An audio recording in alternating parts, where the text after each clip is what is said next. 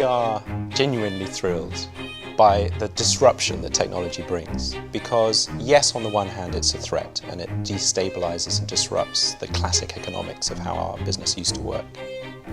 But our purpose hasn't changed. All that's changing is the way we fulfill that purpose.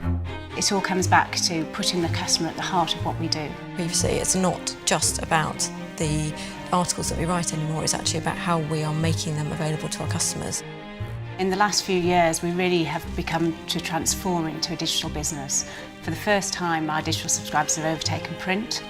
Before we moved to the Salesforce platform, we used to have siloed relationships with the customer. So we had lots of different systems, whether it's for the newspaper or whether it's from digital. We didn't know who our customers were, and the essence of our digital strategy is to find out. We thought that was vital for our survival.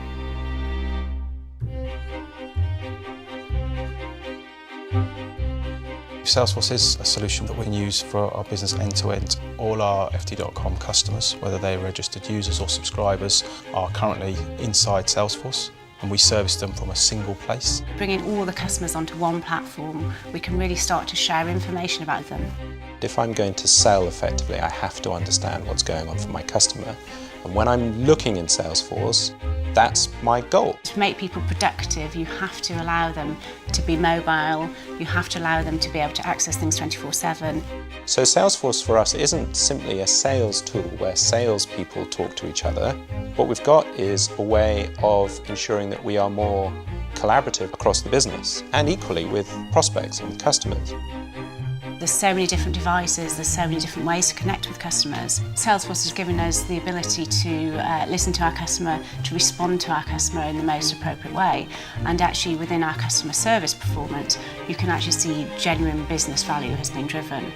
Getting customers is becoming increasingly harder, and they expect great service now. If they don't like your service, then they're going to move elsewhere. If you're not hearing what customers are saying, I don't know how on earth you're going to be developing products and services in the future to meet your customer needs. Following on from what we learnt from our customer, it was an easy step from there to go and build an app to work in Salesforce. When you are using Salesforce and you're looking at information on a prospect or an account, then an FT story about that company literally comes and finds you. If there is a story that matters to that prospect or that client, you will see it. And then when you go and have your meeting, you've got a conversation starter. It's days to develop and roll out applications, and our developers can actually just target the business problem and get deploying the apps as quickly as possible. We roll an app out, and if somebody says, "Can I use this on my iPad?" at the moment we just say, "Of course you can, just log in." The newspaper industry, it has been tough. You hear all the time about a lot of doom and gloom in the industry. And I think the FT stands out as being successful because we stick to what we do best, and we also engage our customers and make sure that our customers continue to be happy to pay for us. We don't have to predict the future. We don't have to say mobile's going to be bigger than desktop, but desktop's going to be bigger than newsprint, and there will or won't be newsprint, or there will and won't be desktop. It doesn't matter. Because we now have that fundamental relationship with the customer, and we have a business model that is adaptive.